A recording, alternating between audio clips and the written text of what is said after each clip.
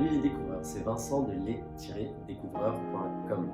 J'espère que vous allez bien et aujourd'hui je voulais te parler des 6 principes pour être en bonne santé physique et mentale.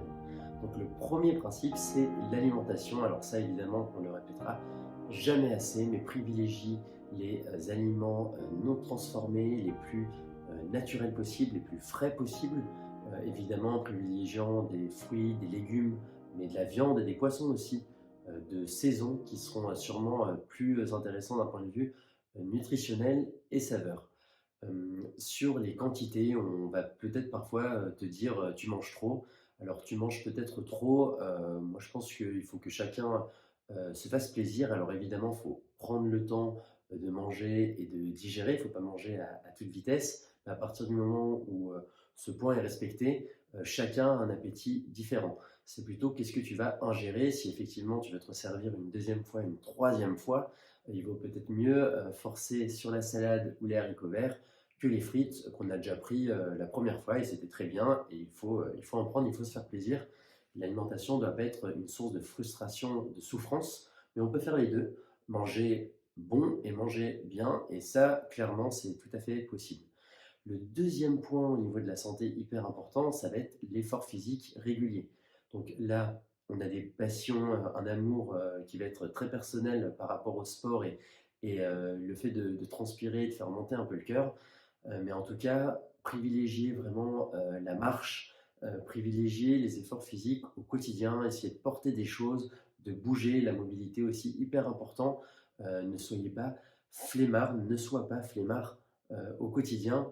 Dis-toi que tu te rends service en te bougeant, en allant chercher des choses et en faisant de l'effort physique. Alors si effectivement tu peux te mettre à une activité sportive, c'est encore mieux et évidemment, il faut qu'elle te plaise et il ne faut pas le faire uniquement pour respecter ce principe.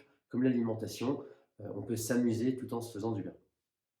Le troisième point qui va être hyper important par rapport à la santé, c'est le sommeil.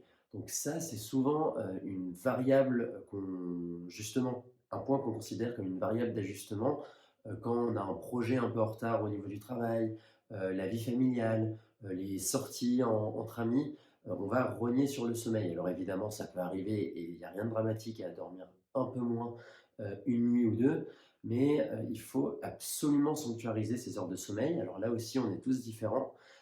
J'ai fait plusieurs vidéos et plusieurs articles sur le sujet que tu retrouveras sur notre site les-découvreurs.com. Mais en tout cas, en se connaissant un peu, et si vous vous sentez fatigué, il faut essayer de dormir un peu plus. C'est hyper important. Le sommeil, il y a beaucoup, beaucoup de choses qui se passent lorsqu'on a des belles nuits qualitatives et en suffisante quantité. Le quatrième point, ça va être l'eau. Donc là aussi, hyper important, l'hydratation, s'hydrater tout au long de la journée. Évidemment, en fonction des températures, des efforts physiques, ça se renforce. L'eau, c'est pas, enfin l'hydratation, c'est pas forcément que l'eau. Ça va aussi être les aliments. Il y a des aliments qui sont plus ou moins intéressants de ce point de vue-là. Je pense aux fruits, aux légumes. À l'inverse de choses avec des pâtes ou des choses frites, ça va peut-être un peu moins vous apporter d'eau. Donc c'est aussi intéressant de manger des fruits, des légumes juteux de ce point de vue-là, mais en tout cas l'eau, ça a été prouvé par de multiples études, c'est hyper positif par rapport à vos capacités physiques et intellectuelles. C'est hyper positif sur la récupération. Donc vraiment, hydratez-vous, c'est hyper important, ne négligez pas ce point. Et les sodas, les jus de fruits, c'est pas de l'hydratation, c'est des plaisirs, mais on ne peut pas remplacer de l'eau par des jus de fruits ou des sodas. Et globalement, même si on n'est pas fan d'eau, il faut se forcer un peu par rapport à ça. Le cinquième point, c'est s'accorder des moments où votre esprit et votre corps sont alignés, c'est-à-dire au même endroit. Donc évidemment, quand je dis ça, tu vas peut-être penser à des activités comme la prière, la méditation, le yoga peut-être. Alors évidemment, tout ça, ça privilégie alignement corps et esprit, mais c'est aussi simple qu'aller marcher dehors, dans la nature, et justement être conscient de ce qui se passe autour de nous, de regarder, de ne pas être sur son portable ou à réfléchir aux derniers problèmes qu'on a au travail. mais être concentré dans l'instant, être présent, ancré là où on se trouve. C'est quelque chose qu'on va pouvoir faire avec des activités en fait où on se concentre.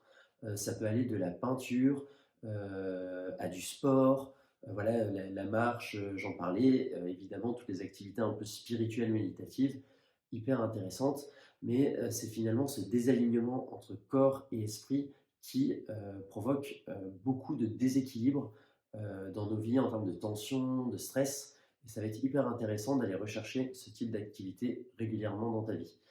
Le dernier point, alors là, il va peut-être un peu te surprendre, mais au final, il est assez logique, c'est donner et recevoir de l'amour, de l'affection. Hyper important, puisque nous sommes des êtres sociaux, on est normalement au sein d'un couple, d'une famille qu'on forme entre enfants et parents. C'est quelque chose en fait qui est ancré en nous.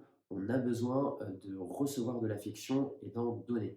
Donc là aussi, pose-toi la question si aujourd'hui tu as fait part de tes sentiments positifs à l'égard d'au moins 3 personnes, que ce soit par écrit, de vive voix, mais partage de l'amour, partage de l'affection, et évidemment recherche-en aussi et qu'on t'en donne, et surtout côtoie, maximise le temps avec les personnes qui te valorisent, qui te donnent de l'affection. C'est hyper important pour ta santé mentale.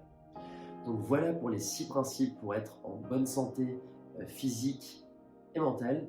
N'hésite pas à me dire en commentaire ce que tu en as pensé. C'est aussi hyper intéressant pour la chaîne et le podcast pour que d'autres personnes puissent voir l'épisode en ligne. Donc n'hésite pas, et en tout cas moi je te dis à très bientôt.